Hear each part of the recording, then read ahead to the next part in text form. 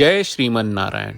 ए पर जे टिप्पणी हम करे जा रहल बा रामानुजदास श्रीमान गट्टू वेणुगोपाल स्वामी जी के द्वारा दिहल गयल बा। अध्याय 10 विभूति योग श्लोक 41।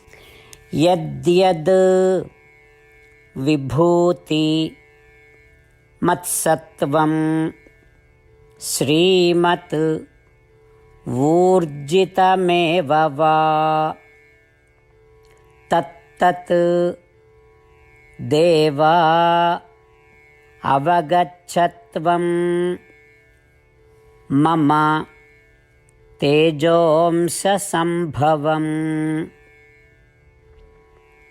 ओम। गीताचार्य श्री कृष्ण परमात्मा अर्जुन समेत हमनी सबके विभूति योग सिखा रहल बानी। परमात्मा कहत बाड़न की अर्जुन रौरा ई जाने के जरूरत बा कि जब भी कहीं भी आ जीवन में रउआ ई सृष्टि में देखत जौन सुंदर अद्भुत शक्तिशाली राजसी और भव्य बा ऊ जान लेई कि ई हमरा महिमा के एगो टुकड़ा के वजह से बा। हे अर्जुन, ई हमार आकल्पनीय शक्ति के एगो हिस्सा भर बा जौन ई सृष्टि में सब चीजन के आपन सौंदर्य प्रदान करेला। ऐसे श्री कृष्ण परमात्मा घोषणा कर रहल बाड़न कि ऊ सौंदर्य वैभव महिमा और भव्यता के अनंत भंडार हवे। आई श्री कृष्ण परमात्मा के उपदेश के याद करी। जब भी हमनी के कौनो अद्भुत सुंदर वस्तु देखनी जा, जब भी हमनी के कौनो चीज से आश्चर्यचकित होखनी जा, आ जब भी हमनी के कौनो चीज से प्रसन्नता मिलत बा, ता हमनी के एहसास होके के चाही कि श्री कृष्ण परमात्मा के तेज के झलक बा और हमनी के श्री कृष्ण परमात्मा के जाने के चाही और श्री कृष्ण परमात्मा के महिमा के आनंद लेवे के चाही।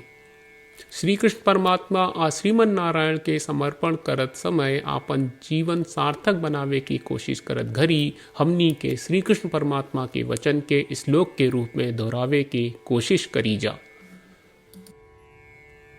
यद्यद्विभूतिमत्सत्वं श्रीमदूर्जितमेव वा तत्तदेवावगच्छत्वं मम तेजोंस संभवम्। श्रीमन्नारायण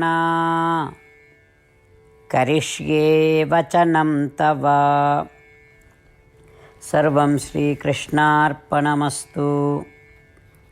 जय श्रीमन्नारायण। श्रीमद् भगवत गीता का पूरा सार श्री कृष्ण परमात्मा ने अध्याय 18वें के श्लोक 65 से 70 में 8 काम करे खातिर दिले बाड़े। श्री कृष्ण कहले, हम ओ लोगन से प्रेम करनी जो लोग इन 8 बातन के मान तारे। हम ओ भक्तन के हर तरह से रक्षा करब। श्री कृष्ण परमात्मा के द्वारा बोलल गईल संपूर्ण भगवत गीता सुनला के बाद अर्जुन कहले, करिष्ये वचनम त्वा, जेके मतलब बा कृष्ण मैं उही करब जौन आप कही। यही कारण बा श्री कृष्ण अर्जुन के हर तरह के सफलता आ विजय प्रदान करेले। आई परमात्मा के आपन व्रत देई कि हमनी के ये 8 गौ कर्म के पालन करी जा। ई वचन परमात्मा के देवे से बड़न कौनो पूजा तपस्या यज्ञ नहीं। हम 8 प्रण कहब जौन हमनी के करे के चाहिए। आप सब कृपया इन्हन के आपन दिमाग आ दिल में सोची। श्री कृष्ण के आपन वचन देवे के ई तरीका में हमनी सबकी कल्पना करे के चाहिए कि श्री कृष्ण का चेहरा खुशी से चमकत बा और खुशी के एहसास करत बा। जय श्रीमन नारायण। यहाँ हमनी के 8 वादा बा। हमनी के पहला वादा, हे श्रीमन नारायण, आपका निर्देश के मुताबिक हम हमेशा तोहार ध्यान करब और तोहार बारे में सोचब। हमनी के दूसर वादा, हे श्रीमन नारायण, आपका सलाह का अनुसार हम हमेशा आपका भक्त रहब। हमनी के तीसर वादा, हे श्रीमन नारायण, हम आपन सब काम तोहरा सेवा के रूप में और तोहरा संतुष्टि खातिर करब। हमनी के चौथा वादा, हे श्रीमन नारायण, जैस की आप माने के कहले रहलू, हमरा बहुत विश्वास बा कि हम आपके होई और हम हमेशा आपन दोनों हाथ जोड़ के आपके नमस्कार करब और आपकी पूजा करब। हमनी के पांचवा वादा, हे श्रीमन नारायण, हमरा के तोरा बात माम एकम शरणम ब्रज 1866 याद कहले, जहाँ आप हमरा के आपन का अर्पित करे का कहा। श्रीमन्नारायण मैं हमेशा तोहरे शरण में रहब। हमनी के छठवां वादा। हे श्रीमन्नारायण, हमरा के तोहरा बात माँ सुचहा 1866 याद कहले कि आप हमनी के शोक ना करे का आश्वासन दे रहे बड़े, हम अब और शोक ना करब। हमनी के 7वां वादा। हे श्रीमन्नारायण, आपने हमरा खातिर श्रीमद् भगवत गीता के वितरण करके हम सबके कृपा कहले और आशीर्वाद दहले बा।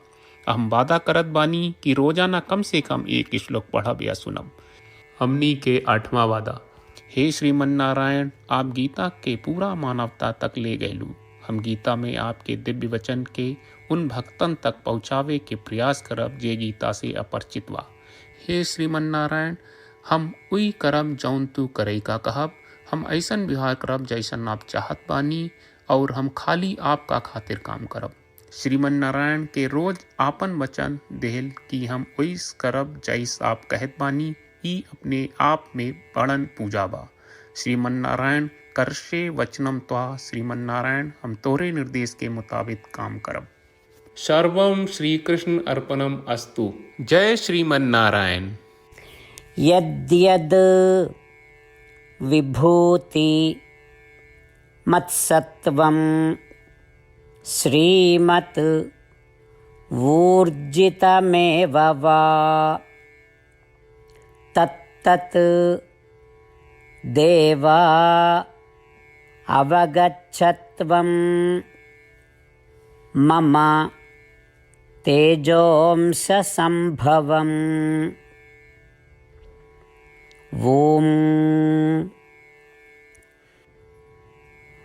यद्यद्विभूतिमत्सत्वं श्रीमदूर्जितमेव वा तत्तदेवावगच्छत्वं मम तेजोंससंभवम्। श्रीमन्नारायण करिष्ये वचनं तव। सर्वं श्रीकृष्णार्पणमस्तु। जय श्रीमन्नारायण।